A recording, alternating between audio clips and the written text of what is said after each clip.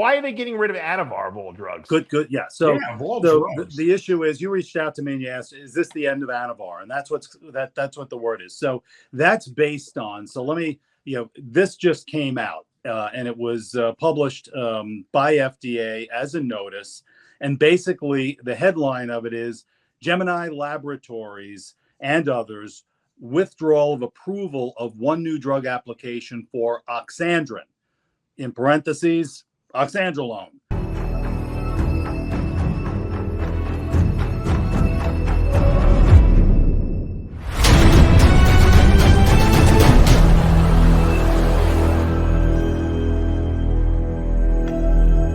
I created Species Nutrition with one mission in mind: to provide bodybuilders and serious athletes with no-nonsense supplements that work.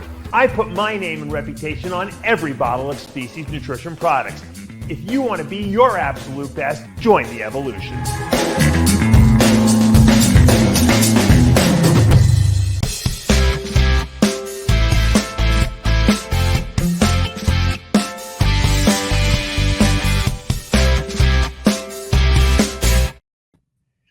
And we're back, John, with another installment of Rips and Rants, which could potentially change names down the road, but people have been demanding it. John actually got on the phone this week and said to me, are we going to do a show again? And that's all I need. I need a little prodding once in a while with a cattle prod, Yeah, I think we owe it to the industry and ourselves, really, to take, sometimes step back a little bit and take a more intellectual approach at things. We're really good at being fuck ups, but people don't really. Yeah, I mean, it's great that we have the show after hours, to kid and have fun with our friends, and the core group of us, Mr. G, Jimmy the Bull, Greg Valentino. We go back like 3 decades almost, So that's always nice. It's kind of like a cut up thing, but I think I would like to. You and me and the occasional guest to delve into matters that, are deep and meaningful and, have some sort of, implied purpose in the long run, It's also when we first started RX Muscle and we did the Heavy Muscle Radio Show, which was once a week, which was by the way, was a monumental thing to do on a weekly basis because the technology wasn't where it is now. We're talking back in 2009. And so, this is like right. Facebook, I think, had just been created or something. It was still in its fledgling. Not even. We're on MySpace. Was MySpace, right. And then we went to Heavy Muscle TV Show, which was that was a jump that no one had taken. No one had done their own TV show. Mm-hmm. Which I guess now they're not even called TV, they're called podcasts now. Right. Everyone does a podcast. Everyone who thinks that they should be heard by the general population has its own podcast now. And we were doing this before. We had to have 3 cameras. We had to post edit it. It was crazy. And so, we're at a stage now where I always wanted to do a show every day of the week, like Monday through Friday. And it just seemed it was be too monumental of the task initially to do it. And now we pretty much have it. We have Heavy Muscle Radio, which is Sunday night. We have this show now, ostensibly, which could be Monday. Right. Tuesday we have After Hours. Wednesday I do Ask Dave. Thursday Iron Rage. Friday Iron Therapy, or whichever days we put it. So we have 6 days out of 7 days a week. We have a unique podcast, and then we have, of course, other contest coverage and that kind of stuff. So I mean, that's a lot of listening that our listeners have in front of them, and that's good because a lot of guys are doing a lot of cardio every day, so they want to listen to something. And we cover a gambit of topics, with interspersed throughout those programs. So now. We said we were going to try to start without a guest, but of course, as soon as we say that, a topic comes up that I need expertise on. Right. And I really dropped the ball on this, and I'll tell you why. Because our good mutual friend, Rick Collins, who has not only been our friend over the years, but our lawyer extraordinaire. Criminal lawyer extraordinaire, right.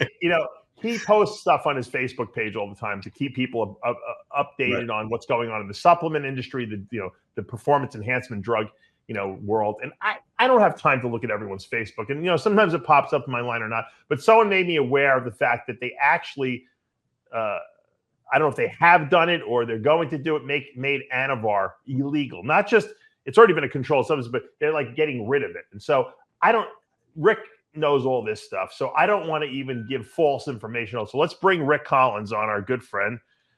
Rick, what's up?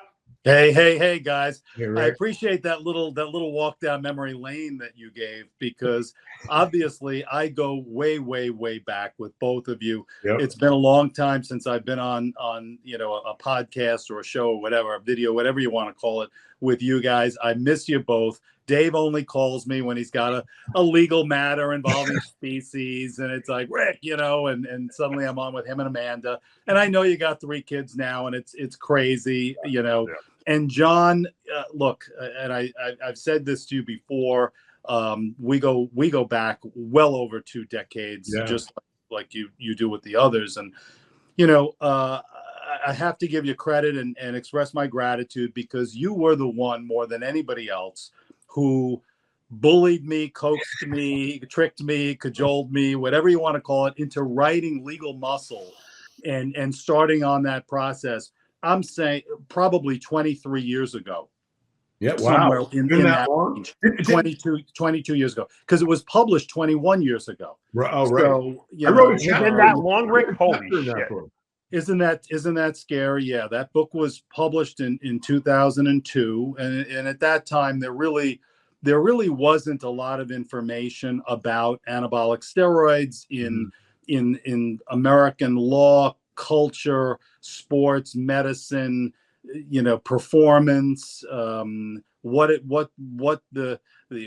using steroids, what was going on in the gyms, what would happen if steroids made their way into the courts. Because don't forget, in 1990, they were made an Anabolic Steroid Control Act, controlled substance. So I wrote that book, and it really did launch a lot of cases for me, work for me, popularity in handling these sorts of things. So I've gotten to meet. Look, I did work for Sylvester Stallone's nutrition company. I got to spend some time with Arnold. I mean, all the fun things that Look, we all grew up as bodybuilders before we were anything else, I think. And so I'm just grateful. And I always appreciate that, John. We don't keep in touch as much as we should. And I'm going to make an effort to change that. Well, me too. But Rick, I have to say, and I said this, I started bringing this up before we went on the air and Dave left, but I want clarity in this, because I had thought of bringing you on the show like 500 times in the last 10 years. And I just remember, and Dave, maybe, correct me if I'm wrong, but I talked about having you, and the word was that you could not come on our show. So at this point, there's nothing that blocks. Look, I'm a big boy, and you know what Switzerland, the position of Switzerland is. Switzerland just stays the hell out of international issues between. And so I really, I've always made an effort to respect everybody, to really not get in the middle of any quabbles. Stuff happens. We have an industry that can sometimes, spin out of control in terms of personal animosity and things like that. I fight for a living, right? John. Rick, I'm interrupting you on purpose, Rick. I'm going to translate. Blackman called him up crying. I can't go on that show. I give you free advertising and my skill development. Wow. Okay, we're going to go there. I'm not going to get you in trouble. I have a question, Rick. Is that picture, the cartoon on the front of the cover of the book, is that supposed to be our good friend Frank Patas is going? Is that supposed to be Valentino? Someone asked me that. No, I don't think it was anybody in particular. That was designed. It looks like Valentino, but although Valentino's arms don't but go it looks like every back. Bald-headed bodybuilder, of a certain size. It was Ronnie Coleman. It's the arms. It's the arms, though. Yeah, I mean, I thought that Fred. John, what's that? Is that Rico McTaco supposed to be? I thought it was Ronnie Coleman, a caricature. A lot of people have said that too. Fred Harper was a great artist. Unbelievable. He designed it way back in the day. I don't know who he used as a model or who he was thinking of, but Rick, but that's the way they did the book, the cover of the book. Dave, I don't know if you're aware of this. Wait a second. I just want to go back before we get too past far past the topic. If I wouldn't remiss then in my thinking, because that's what I thought. So if that's not the case, then I would like to formally express my apologies for, you know, keeping you at arm's length. I would never have meant to do that. And moving forward, I would like to be able to count on you as a regular, you know, guest on our show.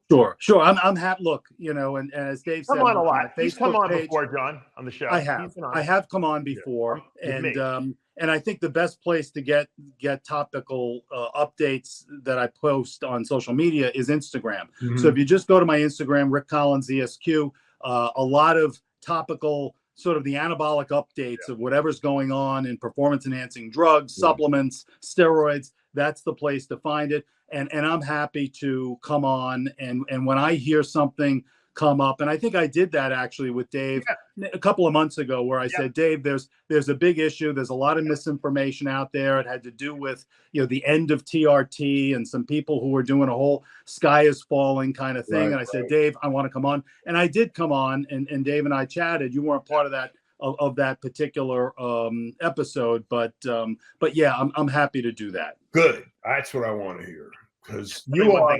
Two things. Hold on, John. Two things. Number one, this book is being sold on eBay, and it's a used book, Rick, and they're getting $50 for it. Can you believe it? Yeah, it's. I've seen all sorts of, because it's out of print, and people want it as a collector's edition. Maybe you should do another one. Yeah, you know, things have changed. Books are not the big thing anymore. You got to do an ebook, I know. So it's, and I'd have to update everything, and I'm just, what? I'm like you. I'm so busy, Dave. Ed Connors just told me when he came out with that book he wrote, The Three Muscleteers, you know, for about Gold's Gym, it sold a few thousand copies on eBay, but nothing like he expected. He just released the audio book. It's like #1 or something, or #2 or something like that on Amazon. Really? Wow. Yeah, because bodybuilding, no one reads anymore. I said, Ed, you can't write a book anymore. That's why we do videos, because no one reads, and it's all about the audio book. So people are always going to buy Legal Muscle because of the chapter written by John Romano. That's right, of course. Yes, you're featured in it. Absolutely, you're featured in it, my friend. What did you write in there? What was your book? Your chapter you wrote? You did the preface. You did the preface to the book. Oh. Yeah, I did. And we didn't also print the article on Mikeschlanger's case? We did. We did. We also covered Mikeschlanger's case, which was the first. That was really my introduction to the magazine at that time. Was Mike's case, which was just a crazy situation. And it's funny because I saw your recently posted pics, John, on Instagram or Facebook, and you look fantastic, and you're walking the walk after all these decades. And one of the people that I saw was saying, "Yo, bro, you're looking great." Was Mike? Yep. He's all these years later. Not to pump you up, Rick, or anything like that, but you don't look like you've aged one day in the last 20 years that I know you. So my regimen is I drink the blood of infants. I knew it worked. True. Yes, all the rumors were true about that. So, well, thank you, Dave. I appreciate that. And so he was in that movie, the Toxic Avenger. Yes, John. that's right. True. Yeah. And well, we did back in the day. Dave, you and I did like a 2 or 3 part, yes. Complete, the Rick Collins story from start to finish, and that, I'm sure that's still somewhere online or something. It's on YouTube. So okay. And you're half Italian, with Rick Collins. Right? What? We always talk over each other. You're half Italian, right, Rick? I am. Wow, you remembered that? Yep. Well, yeah. Half that Irish, half your great genetics. Dave too. Yeah. Me. Yeah. I don't know. I think it does matter. I mean, I see a lot of Italians live. They're very heartily composed people and tend to last a long. If some disease doesn't get them, they tend to live very long, vibrant lives. Don't you think? I mean, Evan, look at you. You look at knock on wood. Yeah. Thank you, brother. How old are you now, Rick? 60? I'm past the 6. Yeah. You're my age. What are you? Right? I'm the same age. I think I'm roughly John's age. I'm 64. Oh, wow. Well, you're older than me. I was born in '60, so you were. I drink more infant blood, right? so Yeah, I got up my dose. Yeah, I got to start drinking it because it's not. You know, I'm getting up there. I'm 55 now. You know, Rick and I went away. The best time I ever had with Rick, which is unfortunate because it was not a good situation for me, was when I was indicted. You know, and I had to deal with the whole federal charges against me. And we had to go to San Diego because that's where the charges were. So Rick and I had to travel there. I believe 3 times we went there. And the 3, times we had to appear in court. And if it wasn't such a negative situation, I would absolutely say that I had like a phenomenal time. And people actually were upset with the fact that Rick and I were going to the gym there and that we were training and going out to eat with Milos. And that was before people recorded everything. I should have videoed everything because it was really, I had a really good time with them, even though, like I said, I had this impending doom over my head of what was going to happen to me. But yeah.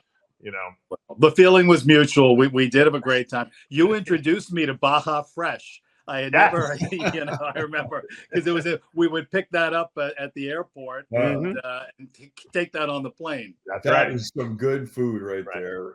Yeah. And when Rick and I went the last time and I got actually sentenced, they didn't take me into custody at that point. They gave me a month to get my affairs together.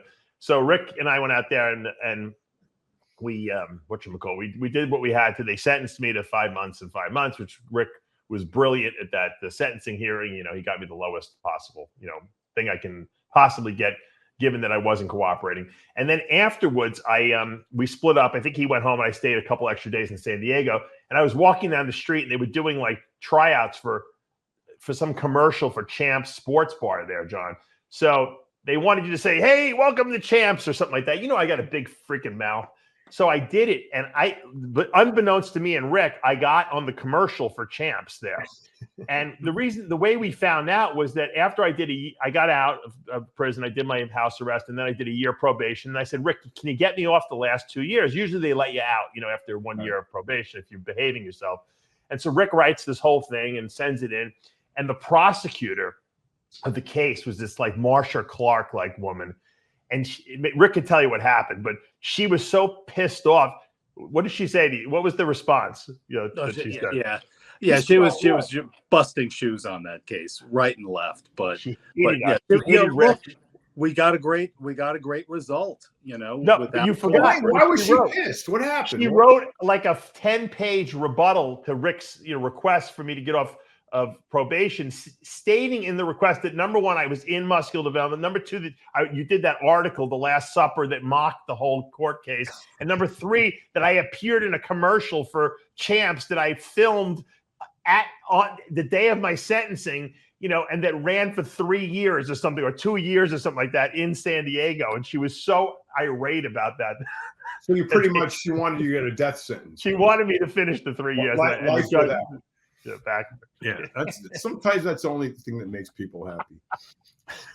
Anyway, all right. So what's going on with ANAVAR, Rick? Yeah, let's get to that because I got bigger fish to fry. Yeah, what's going on with ANAVAR? Why are they getting rid of ANAVAR of all drugs? Good. Yeah. So the issue is, you reached out to me and you asked, "Is this the end of ANAVAR?" And that's what the word is. So that's based on. So let me.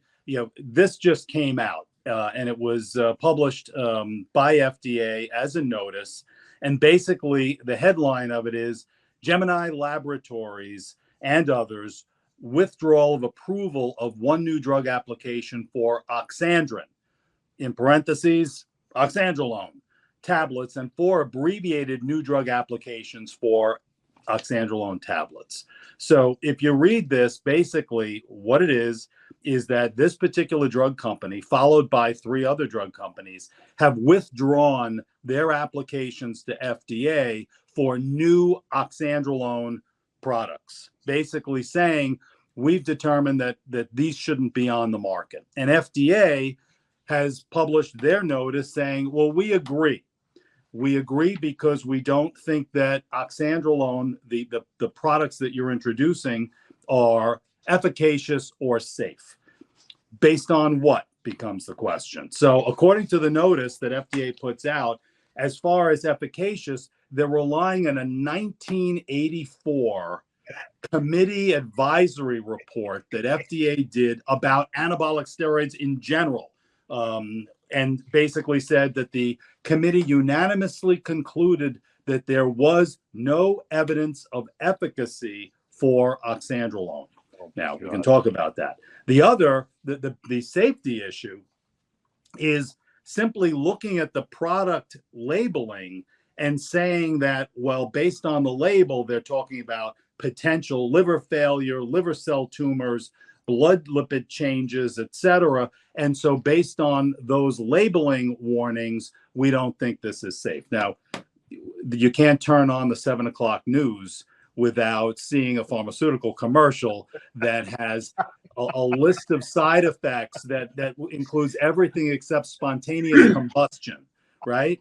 So so I'm not so convinced that either of those are well-founded positions. But again, this is the drug companies that have made the application to withdraw.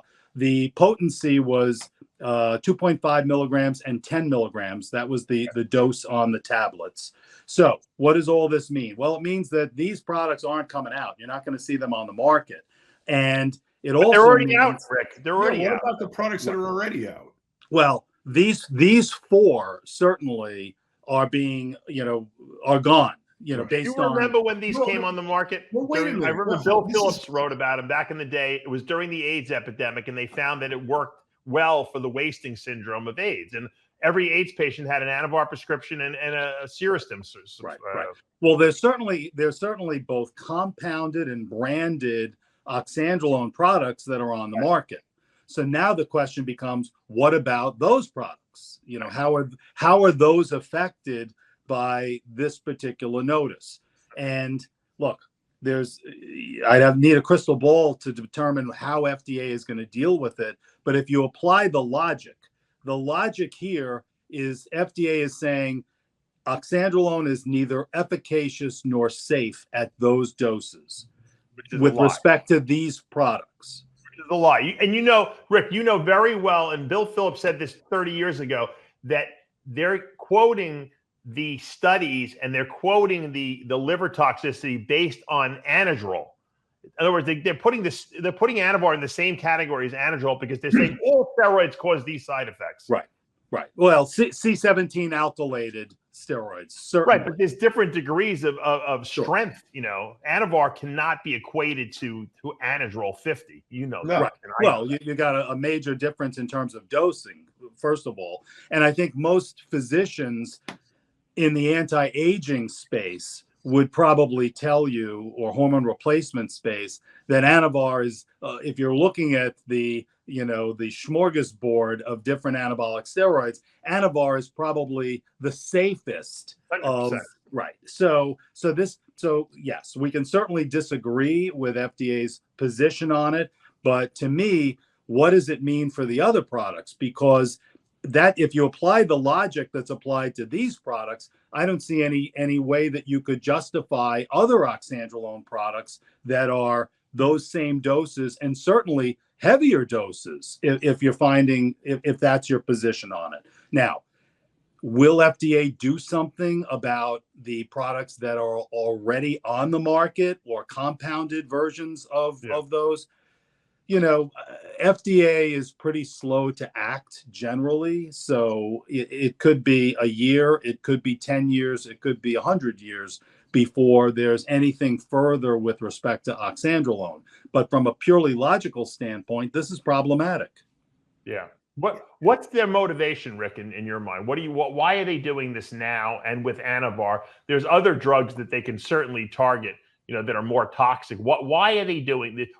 It just seems like lately, testosterone replacement has really been more acceptable, especially with the transgender community. And now they're worried about ANAVAR, which is the weakest, Yeah. And it's, well, on its face, it's not coming from FDA as an originator. It's coming from the companies themselves. The companies themselves have reached out. Now, where is the pressure behind the scenes? What is the force? Is it DEA? Is it World Anti-Doping? Biden, Joe Biden. Biden's probably on test right now. Biden's on nothing now. What a irony that would be. Biden's on estrogen right now, John. Biden's on life support right now. Okay. So, but Rick, well, who I mean, is there a room full of people in the FDA that just think of, let's pick the most esoteric idea and go after that right now? Because, I mean, you got people. So you're suggesting there are more important things out there to work No, I would never suggest that. But like vaccines, where does that come from? I mean, no one. It's not like we had like back in the day when like Taylor Hooton died, committed suicide, and there was just like this cause and effect, right? That had this negative ball brewing in the media. But who's gotten hurt off ANAVAR in the last 30 years? What is motivating this focus on such an innocuous drug? There's nothing I can see in the public domain that would justify it. Obviously there's often a response by government after Ben Johnson's 1988 Seoul Olympics. There was 1 million hearings. After the baseball scandal, there were 1 million hearings. Taylor Hooton passes away, suddenly there's a catalyst for a lot of activity. So usually you can identify some incident of some kind that would justify. I don't Operation see anything. Gear Grinder, those things. Right. I'm not seeing anything with respect to this. I don't know where the pressure came from, but I do know that if you apply the logic, then in theory at least, ANAVAR's in trouble. And if ANAVAR's in trouble, what other steroids might be in trouble? If it's an alkylated, a C17 alkylated steroid, there's going to be potential hepatotoxic issues. We all know that. Do you think that these companies, that like the company that makes Oxandrin, is angry? I mean, they charge a lot for Oxandrin. If you go for a name brand prescription, it's a lot. But you got all these compounding pharmacies now, Rick, that compound stuff at a fraction of the price. And if you go to a rejuvenation clinic, that's, you get it from them. It's a lot cheaper than if your doctor writes your prescription for it. Are these pharmaceutical companies just angry and they want to just get rid of it because of that? I mean, it sounds weird. And the whole thing sounds kind of weird. Like, there's just, like John said, it seems like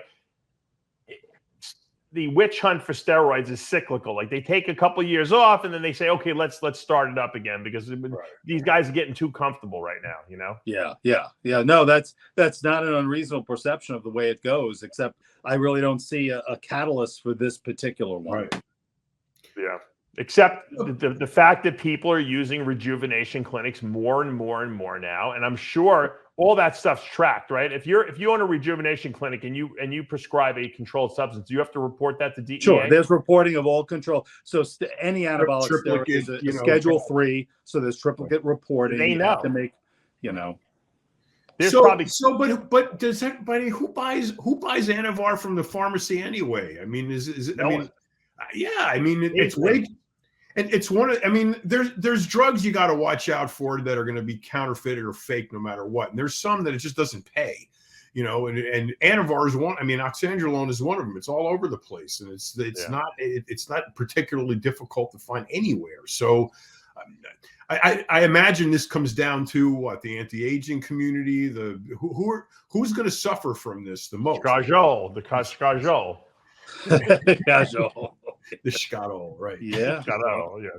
Yeah. Well, certainly physicians who've been prescribing it are calling me with concern, right? Mm-hmm. Because, sure. Obviously, in theory, all the prescriptions would be of a drug that's not safe or efficacious. So, but it's premature because obviously there hasn't been any actual statement by FDA other than with respect to these 4. Right. So the other thing I wanted to mention to you guys, as by way of an update, and you may have seen this, I'm not sure, but there's an Australian businessman by the name of Aaron D'Souza. You familiar with this, guys? Who has announced the Enhanced Games as a Olympics style competition for athletes that is not drug tested in any way, shape, or form. I love it. It's a great idea. Yeah, that's cool. So this is about this a long time ago. We through the years we've certainly talked about like the unlimited class in racing, you know. so his name is Aaron D'Souza, and basically he's announced plans for a competition tentatively scheduled for December of 2024, which would be called the Enhanced Games, place to be determined. Will not comply with WADA rules in any way, shape, or form. Athletes who are natural are free to compete. Athletes who are juiced are free to compete. Let's get the numbers up and let's just see what happens. So yeah. Immediately, the first question that comes to my mind is, now we are openly promoting a venue for criminals because enhancement is illegal. The tackle that you need to enhance your body is basically illegal in most in some places, right? So I mean, you know as well, you know firsthand, you know, in Mexico the laws are different, right? In but the I mean, UK, so there's variation, you know, internationally, but certainly in many countries it's a controlled substance and it couldn't be prescribed for an athletic purpose. You'd have to have some medical purpose in those countries. So that's certainly an issue. So the response I've seen falls into three categories for this. So first, there's the people who say, this is, you know, the sky is falling. This is the worst thing that could possibly happen. You're going to have, you know, death and mayhem everywhere. And, you know, this is the end of the earth, you know, where this is the end of days. So you've got that. And then on the other hand, you've got, you know, hey, this is the greatest thing. You know, finally, you know, let's see what the body is capable of. Let's see what the human body can do at its most extreme. And look, I haven't seen specifically what the sports will be. I've seen mention of cycling and track and field, but also potentially combat sports. That may present a little bit more of a wrinkle than with respect to the others for the reasons I think you guys could imagine. And then there's the third category of people who say, you know what, you're not really going to see that much of a difference because there's drugs that are already in sports. The records that have been set are already tainted in some way by performance enhancing drugs. And so this will be the proof that there really hasn't been an effective anti-doping system because the numbers aren't really going to change. Those are the three kind of categories. I have a little issue with the last one. I've spent the last few years dancing around drug tests with various clients, especially in CrossFit. And they have made the landscape, navigating that landscape, extremely difficult. There is only now, you really can only do a couple of things to get away, to pass these drug tests and get away with the reporting and the whereabouts reports and all of this stuff. It's a tap dance, let me tell you. Removing all of that and opening opening the floodgates, I think you'll see a tremendous difference. If you're allowed to use whatever you want in any quantity you want under any circumstances. So I take issue with that. Well, John, you know, Victor Conti once told me, our good friend, that a lot of these athletes perform better when they stop the gear, you know, a couple weeks before competition, because sometimes they make them hold water, they tighten them up, and they don't run as fast. They work better if you're using it training in the off season and then take them away, you know, like, you know, prior to competition. Well, he proved it. They had runners, you know, sprint, you know, juiced and then off, and the ones that were off were faster. Supposedly, but then again, with the Australian Olympics where they were all on the clear, no one went off anything, and all the records were broken at that Olympics. But this enhanced games also, it will include like sensory, like artificial intelligence type sensors that you can wear too, like that help you identify where the ball is and enables you to see things. Yeah, like there was, and you know, the people who have the prosthetics that can give them ability to jump higher and stuff like that. So it'll involve anything you want to use, you know. So I like that. I like that a lot. Me too. I think that will be that. I knew where you would fall in which category.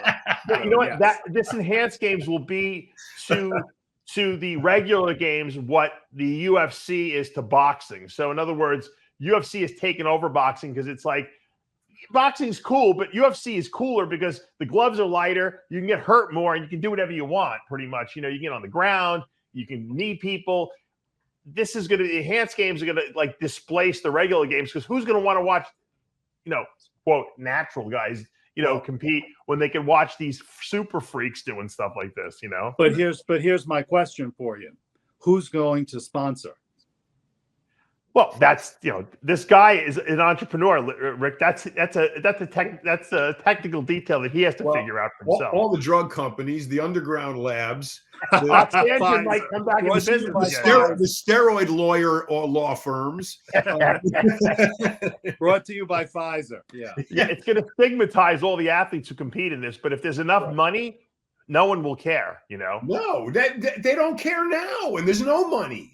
I mean, in bodybuilding, but in other sports, look, CrossFit was supposed to be the squeaky clean elite athlete, you know, last bastion of true athleticism in the world, and that lasted about 6 months, you know.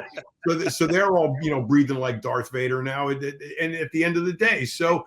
You know, there is no sport that's immune to this. To just open the floodgates and let it happen is brilliant because now, you know, you've got an open venue. You could solicit medical supervision. You could do all kinds of things that you couldn't do, you know, when it was swept under the carpet. So the stuff is technically still illegal to use. So how does that get, you know, dealt with? You know, I would think that any corporate in-house counsel is going to be telling their clients, you know, when Budweiser or, you know, any legitimate company says, what do you think of us sponsoring this? They're going to say, I wouldn't touch it with a 10-foot pole. What about Jack Owak with Bang? You know, companies like that are cutting edge, or guys like Logan Paul, or all these social media, you know, guys who are making millions and millions of dollars. They'll sponsor it. They don't care. Titan Medical will sponsor it. That's perfect for them. No, but I'm just saying, there are people who make a lot of money, John, who have they're like, what's his name? The Tate, you know, guys like that. They don't give a shit. You know, they want maximum masculine, you know, output. You know, I'll sponsor it. I'll give $1 million, you know, to the winners, you know. Steroidlaw.com will be a happy sponsor. You're trying to involve me in it. So, no, look. If there's a sting at the operation, we will provide free legal advice. Species. Yeah. So, you know, I don't know whether it'll happen or not. He's certainly, it's in a preliminary stage. We're talking about, you know, a year from December. But it's something to kind of, you know, follow along. And I'll be posting about it on Instagram. If there's any, as things develop and there's any news, I'll put it up there. You think if RFK gets elected president, you know, that there could potentially be the steroid laws might become a little more lax, or maybe even gotten rid of, because he seems to be about deregulation and plus he's on TRT, right? He's jacked. Yeah. So, you know, he's certainly not afraid of testosterone. No. And he's not a hypocrite. Right. He doesn't do, so that's certainly one issue. The other issue, and I think we may have talked about it once before, was that for many years, and I'm sure, John, you got the same question, will they ever legalize steroids? Will they ever legalize testosterone? I mean, testosterone's an endogenous hormone. It's in every man, woman, and child. How could it be a controlled substance? What are they doing? And I've never had a really favorable answer to that, that I could hang a hat on. But now it's interesting because you guys are both probably aware that 2 U.S. senators wrote a letter to the Biden administration asking for the descheduling of testosterone. Oh, wow. I didn't know that. And so, but in an interesting context, you know what the reason was? What? Transgenderism. Yes. Oh my God. Yes. Yeah. That might save our day. But see, they're smart because Biden will bite on that. Yeah. He won't bite on anti-aging or anything. Right. But if you put a freak element to it, he's all for it. What if bodybuilders added their BB, their initials to that whole LBGT crazy litany. And they said, hey, we have the right to want to look like freaks. If the women want to be men and the men want to be women, and some people want to be dogs, and they have all the rights, why can't bodybuilders have the right to be freaky bodybuilders? And we want our drugs to do that.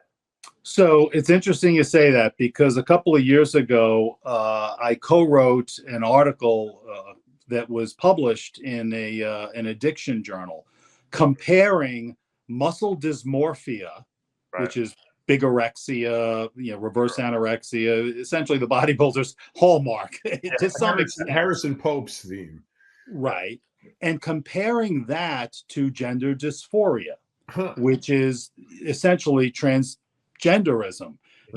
Both of them are mental disorders classified in DSM-5 as identity-related disorders. Both of them deal with an incongruence between your perceived self-identity and the phenotype that you present to the world, right? One obviously your gender is much more integral to who you are and how you feel. And we didn't write the article to say that these two things are on the same level, or that bodybuilders should be treated with testosterone. But we did point out that when you have the gender dysphoria diagnosis, it's perfectly okay to prescribe you, if you're assigned female at birth, a biological female, it's perfectly fine for you to be prescribed testosterone in order to change the way you look and make you more comfortable in your body. Whereas, of course, if you have muscle dysmorphia and you're a 250-pound dude trapped in a 140-pound body, you go to prison, and so does your doctor if you are trying to get involved in that. And our point was not to say that they should be treated the same, or to minimize gender dysphoria as a disorder, but to simply say that disparity, that gulf of treatment is wider than the Grand Canyon. And is that too much? Is that gap, that gulf, really too much for disorders that are, if not the same or even close to the same, or at least in that same category of psychological distress? And there was, I did read an article about a woman, a person who was born female, but didn't want to transition to male, simply wanted to present as more masculine, with a broader jaw, broader shoulders, a little more facial hair, but not as a man, simply as somewhere along a non-binary spectrum of more masculinity, and talked about how wonderful it was to be prescribed testosterone and to be able to have a phenotype that adapts more to how this person felt within their own comfort level of who they were. And I read that and I'm like, that sounds like it's getting a little bit closer to the bodybuilding kind of scheme. Still not, not there, but a little bit closer. And that difference, that disparity in treatment, where one is kind of celebrated and the other goes to prison, it just seems like it's too much. So, Rick, would a woman be allowed to be prescribed testosterone if she said, a woman bodybuilder, if she said, you know what, I to feel more masculine, I need more muscle, and I want to take testosterone. I don't want to transition yet, but I want to take more testosterone because I need more muscle, because I don't feel like a woman unless I have more muscle. I mean, that seems like that would be an acceptable prescription right there. Yet, if you're a man and you want to be a little bit more masculine, because they don't want that in society, you can't do that. Isn't that discriminatory? Could you win that case? We're starting to get to that point, right? Could you win that case if you went to court? I win all my cases, Dave. No, I'm saying, do you think you could win if you get a 140-pound kid, a boy, man, whatever, 25 years old, says, I want to take testosterone. If the woman can take it to look more masculine, why can't I take it to be more masculine? Can you win that case? I think it's a great legal argument of discrimination. The woman who takes it to look more masculine, the person who's born female who takes it for that purpose would probably have to meet certain criteria of diagnostics that would say you have some level of gender dysphoria, even if you don't want to transition completely, that it is gender dysphoria. But, the reality, we all know that the political climate dictates winning and losing these sorts of big controversial issues in our legal system in our world today. So I don't think, unfortunately, I think that the bodybuilding community is not viewed in a way that makes it particularly sympathetic for those arguments, whereas the gender dysphoria, trans community today is looked at with an enormous amount of compassion and sympathy. Yeah. And does that color the way government, politicians, courts will all look at these issues? I mean, who's kidding who? Yeah, but won't there be precedents set up?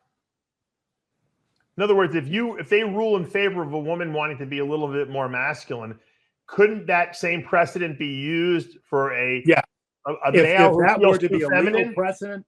I think that would be a great legal precedent to be used. The problem is, I'm not aware of any of these cases. This is just individual physicians who are prescribing, and I think that any medical review board or governmental entity who might try to intervene is not going to touch that in any way, shape, or form. That's because they should be prescribing stelazine and thorazine, not testosterone. Because look, Rick, you remember when the Rockefeller laws were passed in New York and what happened to the mental hospitals? But one day, my father was there. I mean, one day you had them inside the fence, and then the next day they were outside the fence, literally.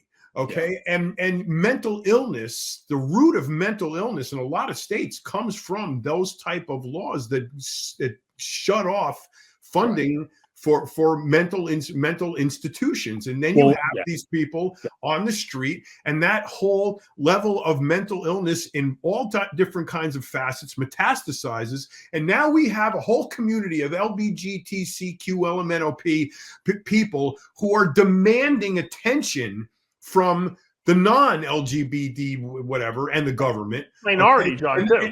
But an extreme minority, and that is the juxtaposition between them and the bodybuilding community, because the bodybuilding community is not saying anything about, I want everybody to accept me and give me privileges and enact legislation giving me bathroom rights and all of that shit. Maybe they should, John. No, they need mental care is what they need. They're not going to do that though. But maybe the bodybuilders should start pulling the same discrimination stuff and start, and maybe they will legalize it. Well, bodybuilding and steroids and testosterone are all linked to masculinity. That's even though obviously we know that there are both male and female bodybuilders, but bodybuilding and testosterone is almost the metaphor, the biochemical metaphor for masculinity, right? Right. And I think we would all agree that to some extent there's evidence of sort of a war on masculinity today. When the American Psychological Association in 2019 published a position paper that said that traditional masculinity is toxic and harmful to both boys and men. When you've got the purported experts in the field making statements like that, that's coloring all of these issues that we're talking about. And yes, there's definitely a perception that testosterone is bad, going all the way back to Alan Alda, who I think coined the term in '75 of testosterone poisoning. Yep. Testosterone poisoning humans, men, and the root. Look, James Cameron, the director, I love his movies. Terminator movies are some of my favorite movies. But he recently came out and blamed all of his bad behavior in past years, and he must have been a dick to people because he's blaming his past conduct on testosterone rather than after he's made like $100 million off of promoting characters geezed out of their minds on testosterone. Yeah. Nothing like a hypocrite to emanate from Hollywood. But the mass media ate it up. Of course, I mean, that was because it's one of their royal elitists talking. Right. That's why he's the top of the food chain. Yeah. So. I would like to shift gears since we have a criminal attorney on the show, and beat a different drum for a minute. I live with an attorney, Rick, but she's not a criminal attorney, so right. I don't get the balance I'm looking for from the criminal end of it. But current events today, Dave and I agreed we would talk a tiny little bit of politics on this show, and this is really not politics. What I think this is a national issue that's being played out now in real time in front of everybody's face if they care to watch, and that's this Hunter Biden thing. It's so grossly obvious that this guy is getting the golden glove treatment from the legal system. Is this in any way going to be able to set a precedent for other cases that you may come across and say, hey, look, I did all this stuff too, but I want a deal like he got because the law is supposed to be, equal among everybody. So if he gets to get off on his crime, I want to get off on my crime. Do you see something like that happening as a consequence to this? I don't. In order to be a precedent in a case that is of such controversial political content, I think you would need a case that was almost exactly on the same points. You wouldn't be able to get very far with extrapolating it. I guess, part of it depends on who your judge would be, I suppose, and who your prosecutors would be. Even though the courts are supposed to be apolitical, obviously, and prosecutors are supposed to not in any way take politics into account, even on subconscious, subliminal levels. I mean, you're predisposed in certain ways based on your pre-existing beliefs, and so that might an argument that flies with one judge is not going to fly with another. Is that hence why his plea deal got struck down? Yeah. I mean, so these are strange times. We've become more and more politicized. I just wrote an article basically called overcorrection on steroids, and it's why I think is at the root of what's wrong today in America. And that is we've created this increasingly polarized situation where we're constantly overcorrecting problems. You referenced what we did in the mental asylums back in the day. We closed all the state mental hospitals, state psychiatric facilities, because there were some abuses in some of them. Sure. Yeah. If you remember Willowbrook, you remember Willowbrook. I mean, terrible things going on behind the doors of this mental facility. So instead of fixing them and taking like a screwdriver to repair it, we took a hammer, we destroyed the whole system. We let everybody who was in a mental hospital out. They have become, in effect, the homeless in more or less most urban areas where it's people who are drug addicted or mentally ill or a combination of both who are now living on the streets or in the subways. And Gold's Jim, or in the prisons or jails, because we've closed all those down. We've overcorrected the problems. You mentioned the Rockefeller drug laws. It's an overcorrection. Before that, there was a looming drug crisis. There was drug addiction everywhere. So we put into place these draconian laws. You sold a speck of a Schedule II drug, and you were going away for mandatory prison time if you had any kind of prior felony history. So we overcorrected. Now, in some ways, we're reverse correcting that, right? So now, in some places, we're not going to prosecute certain crimes or many crimes because of historical inequities or things like that. So we keep swinging the pendulum from one extreme to the other, and if we keep doing that, we're never going to get anywhere. We have to have moderate voices, and I think the reason is that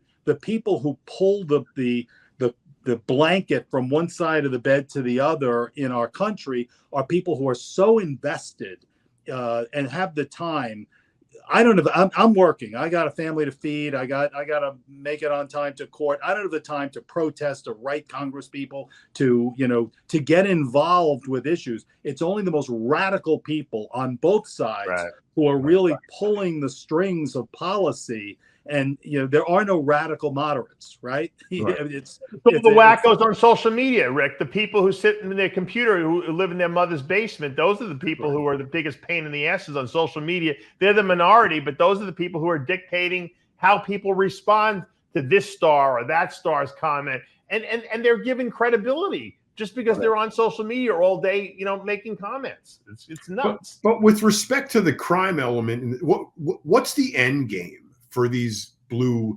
cities that have abolished cash bail? And you're a criminal attorney in New York. Your business must be down the toilet right now. Most of my clientele are not street criminals, so they're not people who are.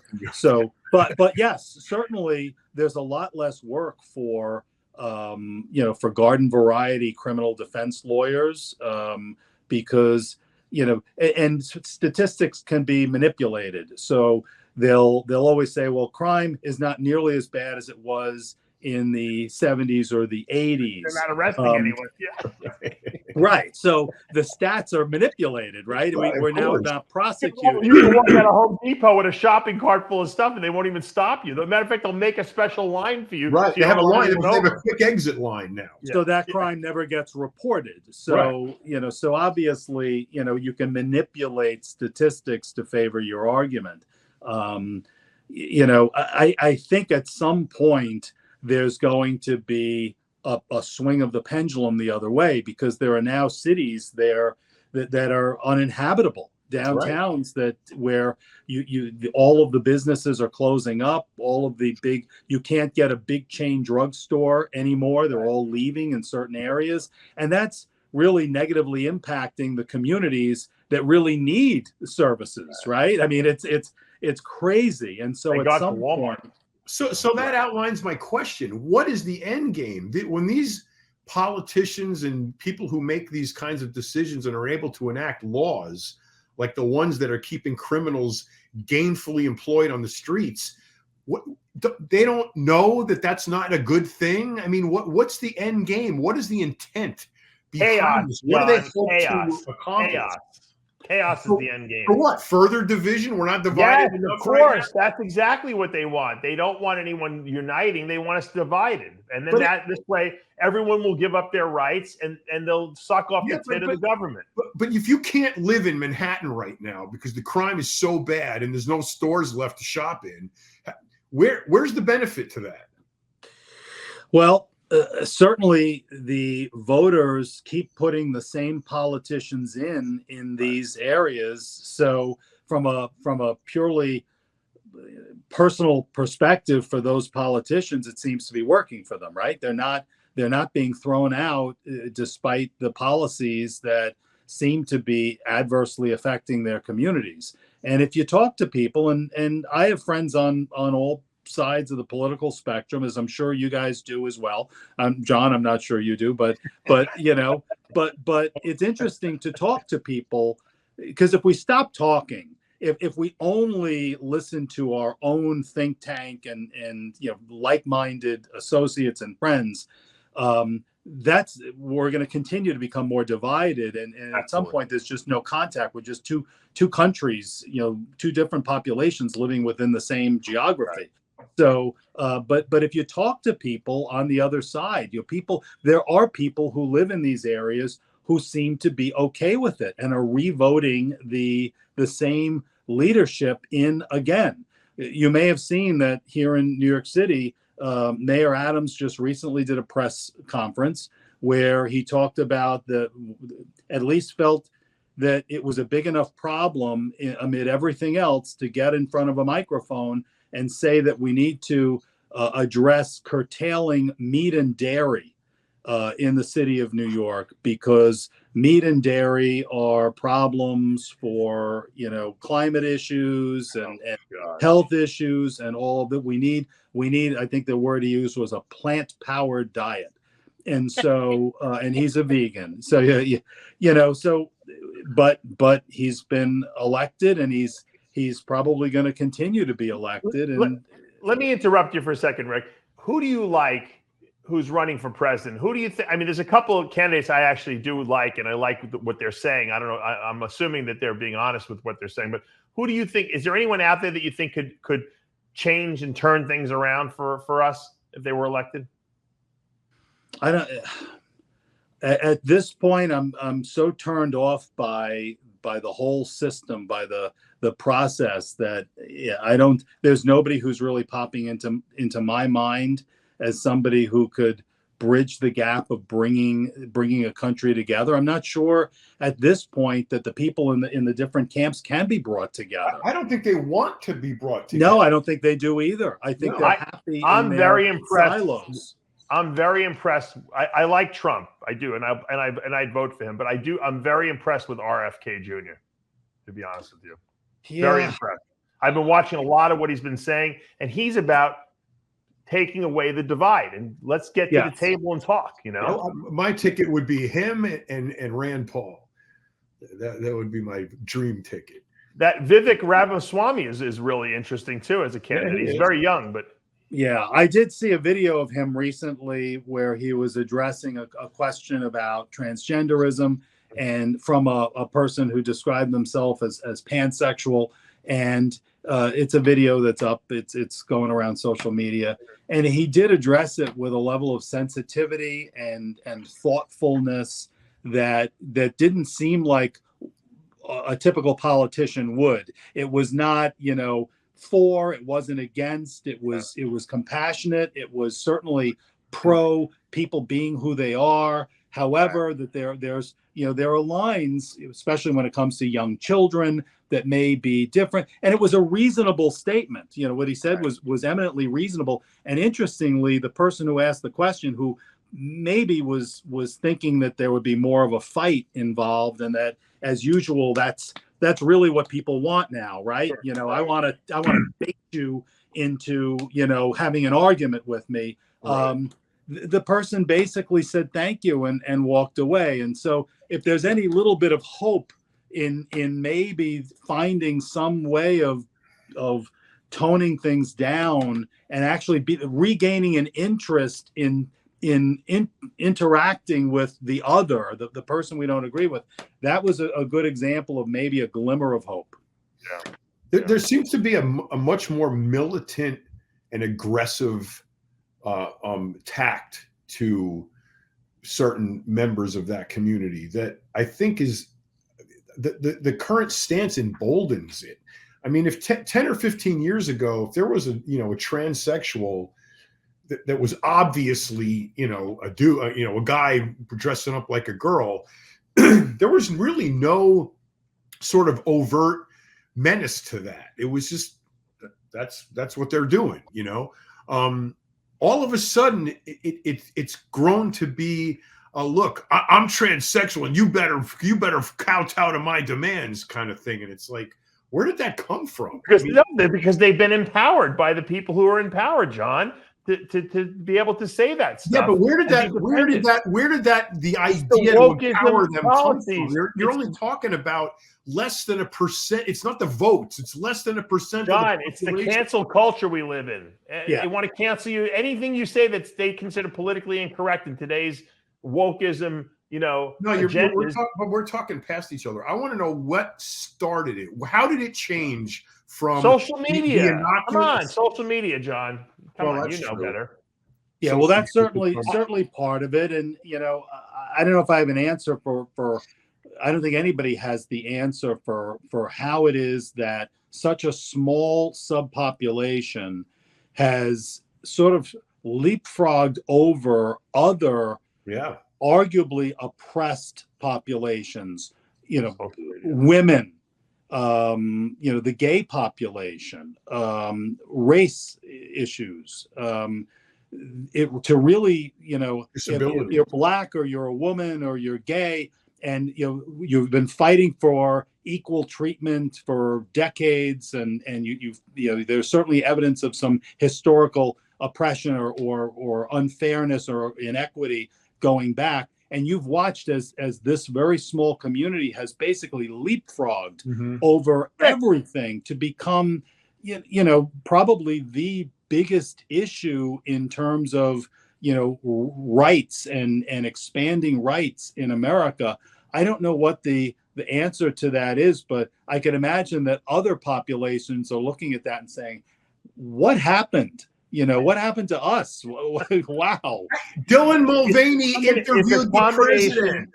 It's a combination of social media and the fact that they want to demasculinize our society. So the people who are running things are supporting this whole turn the men into women. Yes, yes. Let's make this a very big, important issue because that's what we want anyway. So this is going to help us. And social media, the minority always has because the minority will put the most effort into their social media pushes.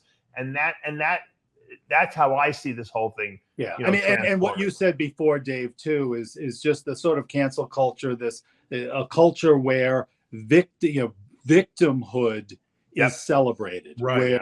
Where if you portray yourself or claim that you have been oppressed, that's the way you increase your social status and social creds, right? By you know, so whatever it is, everybody wants to be a victim. Whatever, you know, I did a piece not long ago on fat shaming versus fat acceptance. You know, there's obviously a movement that says that, you know, people who are obese have been oppressed over time, and that now this needs to be looked at in the same way. I think there have been some lawsuits filed even about trying to add obesity to protected class status, and there are people who are saying that airlines should have an obligation to provide wider seats for people who can't fit but not bodybuilders. Not 300-pound bodybuilders. Right. Only fat people that have a higher than 50% body fat percentage. Yeah. So you can, bodybuilders will never be seen as oppressed or victims. At least, certainly, there's not no indications that they ever have or would be. You know, we need to recruit some of these transgenders to become bodybuilders so that they can help us get equal rights too. That's what we need. But I want to end the show. We're running out of time. I want to end on one more thing I want to bring up to you, since you're the expert on this, and I've been going crazy doing rants on this stuff. You know, the labeling laws, Rick, on foods and supplements drive me crazy. You know, I did a video a couple weeks ago about how they sell now lactose-free ice cream or lactose-free milk, and the first ingredient is milk, you know, and they throw a couple lactase enzymes in there, and there's no proof that the stuff digests the lactose in the milk, and it doesn't, because anyone who's lactose intolerant drinks the stuff winds up pooping their pants.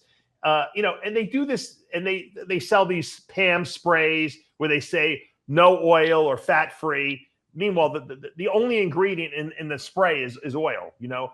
And stuff like this drives me nuts. Now, my client came to me the other day and says, I've been drinking this stuff, and because I couldn't figure out why they weren't losing weight. It was lemonade. Let me see if I can pull it up here. And they say, you know, sugar-free. And, you know, juice is one of the ingredients on there. And I'll pull up this thing. See what I'm talking about. Juice has calories. Rick, I mean, John, not only is it's crazier than you think. I'm going to wait till you see this. So, Minute Maid, 0 sugar lemonade. 0 sugar, it says in there. But there's not 0 sugar. As a matter of fact, if you look at the back of the label, it actually will say that there is 1 gram of sugar per serving. Now, in the 8-ounce bottle that you're seeing there, they say there's 7 servings. That means the serving size is only 1 ounce with 1 gram of sugar per serving size. So there's actually 8 grams of sugar in the sugar-free Minute Maid. How, Rick, do they get away with doing this stuff? You know, I mean, the list can go on and on about how out of touch FDA's labeling and categorization is. You may remember that the way that they define healthy had to essentially that if you had more than a certain amount of fat in a product, that you couldn't say it was healthy. And so they looked at, remember that there was a whole thing with Kind bars, because Kind bars had nuts in them. And by their definition, you couldn't say it was healthy because it was too much fat. But by that same definition, a piece of salmon is not healthy, broiled salmon. An avocado is not healthy. So you've got these crazy interpretations that are based on completely outdated ideas of nutrition and diet. So look at this label. It's 5% juice. Juice, obviously, which is made of sugar. Okay, it's natural sugar. I mean, 7 servings for an 8-ounce container. How did they get away? It's a mouthful. It's a shot. Basically, it's a shot. That's what it is. 1.1 ounces. It's a shot. If you look, I don't know if you can see if I zoom this in. One of the ingredients is lemon juice. Concentrate. Yep. Juice. From frozen concentrated lemon juice. Yeah. But 1 gram of carb per serving. 7 servings. That means there's 7 grams of carbs. 7 grams of carbs. Yeah. Yep. Yeah, it doesn't even make sense. Who would only drink an ounce of that? I mean, it doesn't even make any sense. But why are they getting away with this? Why hasn't they're worried about oxandrin? They're worried about oxandrin. Half a percent of the population takes it. Every kid drinks this shit and thinks that they're being healthy drinking this stuff. And you know what? BS. No wonder why. Your kids are now growing up. There was a time, when my kids were little, where juicy juice, little juice boxes were what every parent who wanted to try to keep their kids healthy was giving them tons of juice boxes. Just filled with diabetes. There's sugar water. That was the standard, and that was actually everyone got orange. Even if you look at what we could go on and on, but the reality is what the government tells us to eat and what they say is healthy is at best highly suspect. I mean, if you look back at starting with the food pyramid, this was absurd. Well, you saw the revised one. Do you think if we sued Minute Maid that we could win a lawsuit, like a class action lawsuit, that they are misleading the public by selling a product that has no? I mean, number one, that's not a realistic serving size. Number two, they're lying. Okay, on the canister. I mean, and there's a lot of lawsuit people. Right. Ron Kramer, I'm surprised he hasn't jumped all over this and sued. Yeah, no.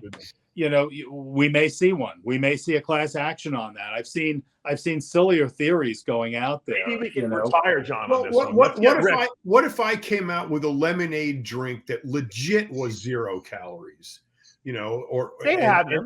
Why wouldn't I be able to sue Minute Maid and say that you're putting out a fake product and I got the real one and you're making money off a lot? Yeah, you would sue based on a theory of unfair competition, probably under the Federal Lanham Act, and basically say, hey, look, I can't compete in the marketplace because they're lying to the consumer. Right. Yeah, so those are all potential causes of action that could be followed. Dave, let's hurry up and come out with a lemonade drink and go in and have Rick sue him for us. I have one coming out. Don't worry about it. I got an electrolyte drink coming out. Rick, sharpen your pencils. We're going after Minute Maid. Sounds good, brother. Rick, I want to thank you for stopping by and clarifying all the laws and all the mumbo jumbo that's out there, and of course, giving us your insights into politics and the world we live in, because it's sometimes a big mystery, And it is, and it's a bad situation. We have to try, I think, to bridge this gap and try to come together as Americans. Yeah, we have to talk. We have to start talking a lot more. Yeah. All right, John. I told you we would do it. We did it, and we got another one in the books, and hopefully we'll be able to continue doing this every single week. Yep. And Rick, we'd love to have you on as a regular because we love your insights. Yeah. All right, brothers. Great show. Thanks for having me on. Really good seeing you. That will take us to the end of another episode of Rips and Rants. I'm Dave Palumbo with John Romano and special guest Rick Collins. We'll see you next week.